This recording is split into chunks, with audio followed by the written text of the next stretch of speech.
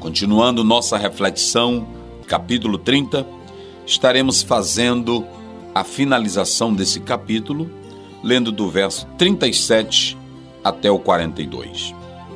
Então tomou Jacó varas verdes de álamo, e de aveleira, e de castanheiro, e descascou nelas riscas brancas, descobrindo a brancura que nas varas havia. E pôs estas varas, que tinha descascado, em frente do rebanho, nos canos e nas pias de água, aonde o rebanho vinha a beber. E conceberam, vindo a beber. E concebia o rebanho diante das varas, e as ovelhas davam crias listradas, salpicadas e malhadas. Então separou Jacó os cordeiros e pôs as faces do rebanho para os listrados e todo moreno entre o rebanho de Labão, e pôs o seu rebanho à parte, e não pôs com o rebanho de Labão.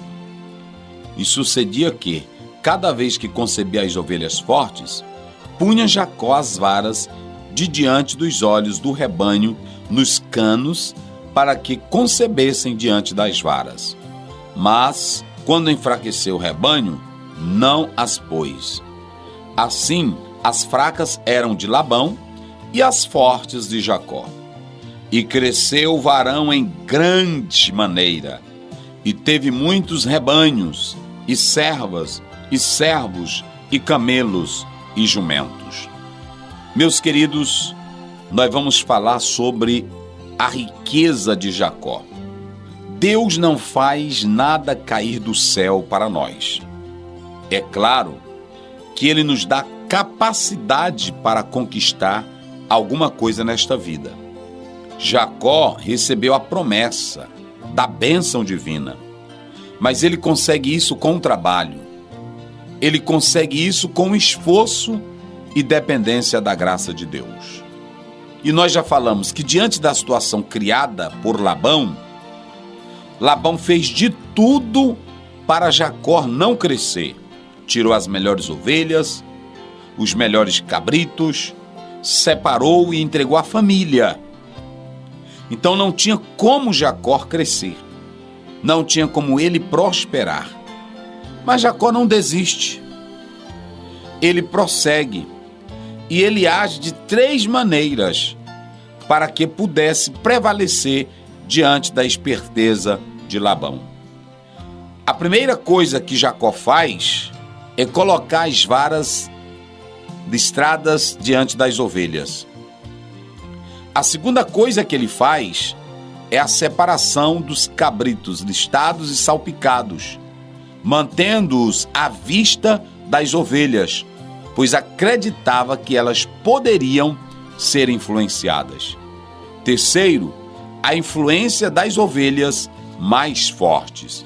Esse foi o método do próprio Jacó para conquistar algo para si, para aumentar ou para construir o seu patrimônio.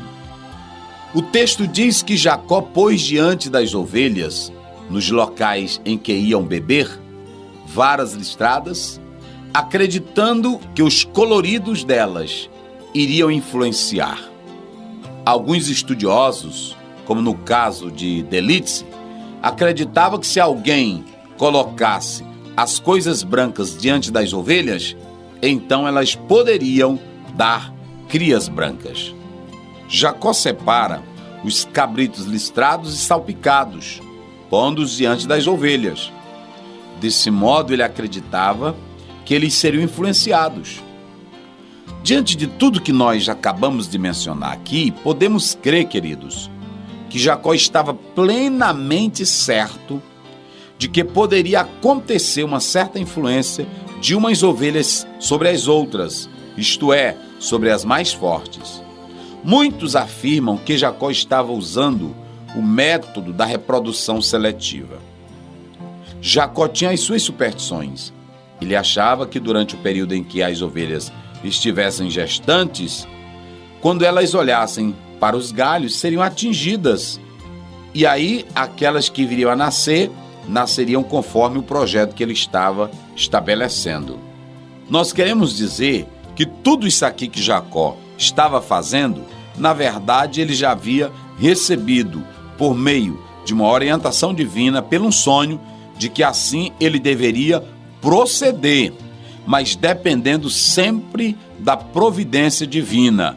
Então, primeiramente, o próprio Jacó acredita em Deus, na providência dele, e ele age, fazendo aí o cruzamento seletivo, conforme o sonho que ele recebeu, como está em Gênesis 31:10.